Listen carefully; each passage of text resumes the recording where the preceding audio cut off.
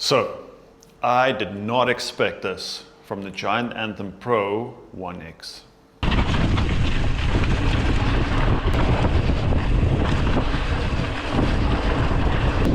I've been riding this bike for a few weeks now, up some proper climbs, done proper descents, single track, rocky terrain, and this bike has really impressed me.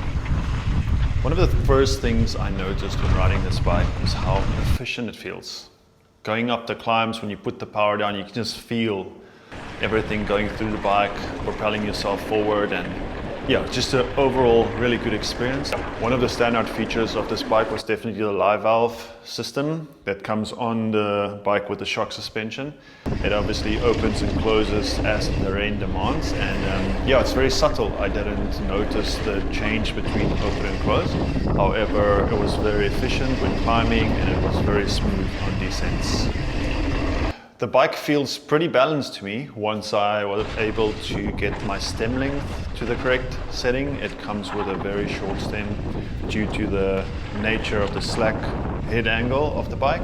I personally prefer to have a longer stem, a little bit more of an over the front kind of feeling, just my riding style.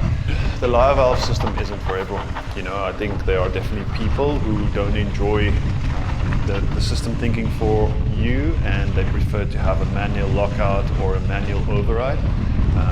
That's one of the, I wouldn't say it's a negative of this bike, but definitely something that you have to consider when choosing a bike with the live valve system. Along with that, obviously you have to consider charging your batteries. You don't want to run out of battery on the trail, but with bikes these days, having a derailleur battery, a dropper post battery, a live valve battery, or any other suspension batteries, it's kind of part of riding these days. Yeah, what I really like about this bike is just the complete package. The Fox suspension works really well with the slack head angle, you know, the way that the two bottle cages integrate on the bike these days.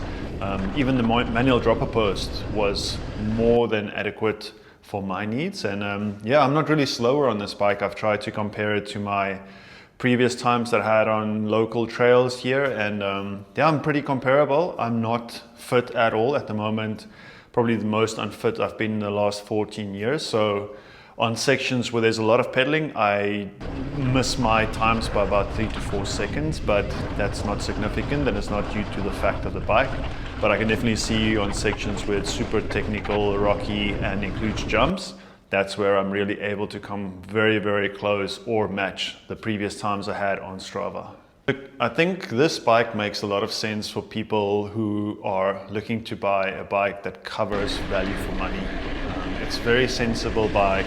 You can do stage racing on it, you can do proper downhills on it, not like downhill like Loic Bruni kind of downhill, you know, but you can do proper single track downhills on it. It climbs amazingly, takes 2 bottle cages. So yeah, I think it's a good overall purchase for the person who enjoys mountain biking, both stage races and individual rides.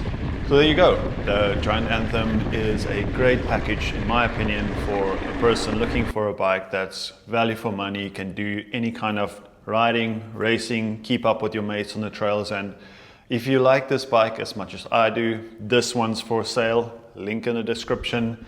Yeah, contact me, reach out if you have any questions. Love to hear from you.